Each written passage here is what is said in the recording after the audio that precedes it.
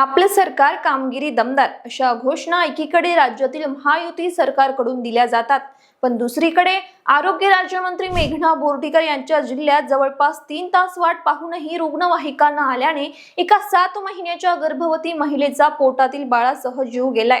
विशेष म्हणजे ती महिला बोर्डीकरांच्या जिंतूर या मतदारसंघातली होती।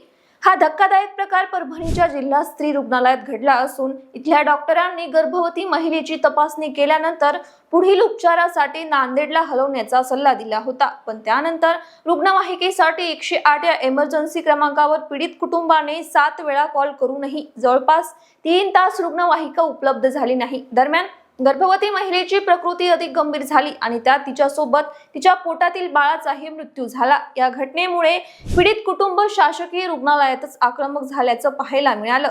त्यांनी जोरदार घोषणाबाजी करत रुग्णालयाच्या ढिसाळ कारभारावर आणि अँब्युलन्सच्या सुविधेच्या बाबतीत गंभीर आरोप केले। या प्रकरणी आता हलगर्जीपणाचा ठपका ठेवत पीडित कुटुंबाच्या फिर्यादीनुसार 5 जणांवर कोतवाली पोलीस ठाण्यात गुन्हा देखील दाखल झालाय। पण हे सगळं प्रकरण नेमकं कसं घडलं, पीडित कुटुंबाने आपल्या फिर्यादीत काय म्हटलंय, त्याची स्टोरी या व्हिडिओतून समजून घेऊया।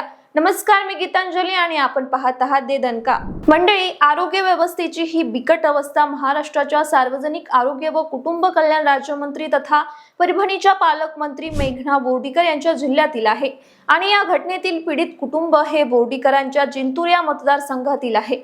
जिंतूर शहराच्या साठेनगर परिसरातील शेख अमी शेख अयूब यांनी रविवारी 9 ऑगस्ट सकाळी कोतवाली पोलीस ठाण्यात दिलेल्या फिर्यादीनुसार त्यांची 22 वर्षीय पत्नी मर्जिनाबी अमन शेख या 7 महिन्याच्या गर्भवती होत्या। शनिवारी सायंकाळी रक्तदाब कमी झाल्याने आणि श्वास घ्यायला त्रास होत असल्याने त्यांना जिंतूरहून परभणी येथील जिल्हा स्त्री रुग्णालयात दाखल करण्यात आलं। त्या ठिकाणी डॉक्टरांनी त्यांची तपासणी केल्यानंतर पुढील उपचारासाठी नांदेडच्या शासकीय रुग्णालयात हलवण्याचा सल्ला दिला, पण नांदेडला जाण्यासाठी 108 या आपत्कालीन क्रमांकावर रुग्णवाहिका उपलब्ध होईल म्हणून तब्बल 7 वेळा संपर्क करण्यात आला। रुग्णवाहिकेसाठी धावपळ सुरू झाली, पण शेवटपर्यंत रुग्णवाहिका उपलब्ध झाली नाही। दरम्यान गर्भवती महिलेची प्रकृती आणखीच खालावत गेली। त्यात जवळपास 3 तास वाट पाहूनही रुग्णवाहिका न आल्याने आता नांदेडला रेफर करणं शक्य नसल्याचं डॉक्टरांनी सांगितलं आणि अखेर रात्री 11 वाजता मर्जिनाबी आणि त्यांच्या गर्भातील बाळाचा मृत्यू झाला। त्यानंतर संबंधित मृतदेह नांदेडच्या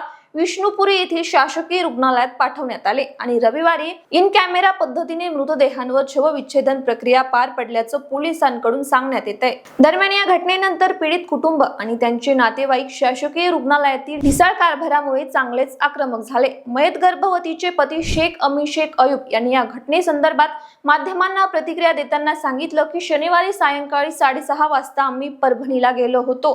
तिथे नांदेडला रेफर करण्यात सांगितलं। त्यावर आम्ही दर 10 मिनिटांनी अँब्युलन्सला 7 वेळा कॉल केला, पण प्रत्येक वेळी समोरून उत्तर आलं 5 मिनिटात येतो, 10 मिनिटात येतो। कधी रुग्णवाहिकेचा चालक तर कधी रुग्णवाहिकेतील ऑपरेटर नसल्याचं कारण फोनवरून दिलं गेलं।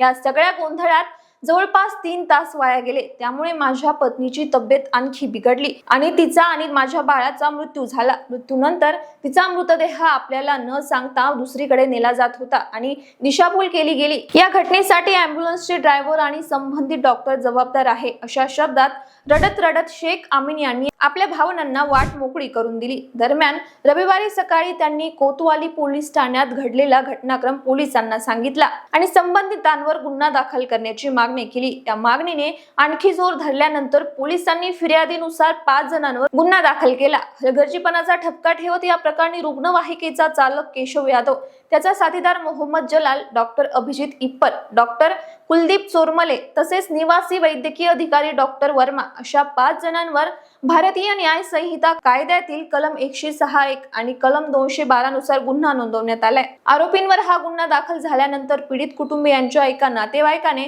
माध्यमांना सांगितले, आमची अशी इच्छा होती की गुन्हा दाखल झाल्यानंतर आरोपींना तात्काळ बेड्या ठोकून जेलमध्ये टाकावं, पण पोलिसांनी केवळ FIR फाडून घेतला आणि आम्हाला त्या ठिकाणून काढून दिलं। पण आरोपींवर लवकरात लवकर कठोर कारवाई व्हावी यासाठी आम्ही प्रयत्न करू।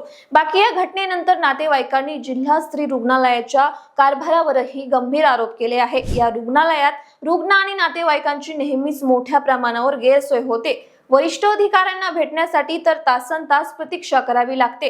असे कितीतरी आरोप आता परभणी शासकीय रुग्णालयावर केले जात आहे. याशिवाय एखाद्या गंभीर रुग्णालयात तातडीने दुसऱ्या रुग्णालयात रेफर करायचं असल्यास प्रत्येक मिनिट महत्वाचा असतो. पण या प्रकरणात डॉक्टरांनी नांदेडला न्यायला सांगितल्यावर 108 या इमर्जन्सी क्रमांकावर वारंवार संपर्क करूनही रुग्णवाहिका उपलब्ध झाली नाही. त्यामुळे ही रुग्णवाहिका त्यावेळी नेमकी कुठे होती असाही प्रश्न विचारला जातोय. धक्कादायक म्हणजे हा सगळा प्रकार भाजपच्या महिला नेत्या, आरोग्य राज्यमंत्री आणि परभणी जिल्ह्याच्या पालकमंत्री मेघा बोर्डीकर यांच्या जिल्ह्यात घडल्याने या घटनेची मोठी चर्चा रंगली आहे. बाकी या सगळ्या प्रकरणाची कोतवाली पोलिसांकडून चौकशी सुरू असून फिर्यादीत केलेल्या आरोपांची सत्यता तपासली जाते. पण ही चौकशी खरंच निष्पक्षपणे होईल का? संबंधित आरोपींवर कठोर कारवाई होईल का? असेही प्रश्न दुसऱ्या बाजूला नागरिकांकडून उपस्थित केले जात आहे. बाकी या घटनेवरील तुमचं मत आणि प्रतिक्रिया आम्हाला कमेंट बॉक्समध्ये नक्की कळवा.